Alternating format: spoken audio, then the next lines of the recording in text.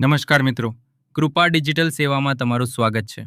જો તમને અથવા તમારા ઘરમાં કોઈને સરકાર તરફથી વૃદ્ધ સહાય, વિધવા સહાય કે વિકલાંગ પેન્શન મળે છે તો આ વિડીયો તમારા માટે ખૂબ જ મહત્વપૂર્ણ છે.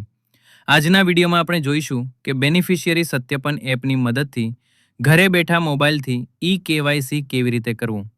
સૌપ્રથમ તમારા મોબાઈલમાં ગૂગલ પ્લે સ્ટોર ખોલો.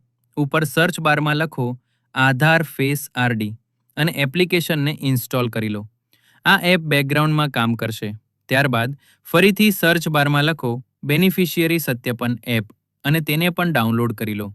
હવે બેનિફિશિયરી સત્યાપન એપ ખોલી તમને યોગ્ય લાગે તે ભાષા પસંદ કરો અને ડન પર ક્લિક કરો. આગળ પ્રોસીડ ફોર ડિવાઇસ રજિસ્ટ્રેશન પર ક્લિક કરો. અહીં ઓપરેટર અથવા તમારો આધાર નંબર અને મોબાઈલ નંબર નાખી રજિસ્ટર પર ક્લિક કરો. તમારા મોબાઈલ પર આવેલો ઓટીપી દાખલ કરી સબમિટ કરો. હવે આધાર મુજબ તમારું પૂરું નામ લખો, સંમતિ બોક્સમાં ટીક કરો અને સ્કેન પર ક્લિક કરો. કેમેરા ઓપન થશે ત્યારે જ્યાં સુધી ચહેરો ગોળ વર્તુળમાં નહીં આવે ત્યાં સુધી લાલ ફ્રેમ દેખાશે. ચહેરો બરાબર વર્તુળમાં આવતા જ ફ્રેમ લીલી થઈ જશે, એટલે તરત જ 1 થી 2 વાર આંખો પટપટાવવાની રહેશે.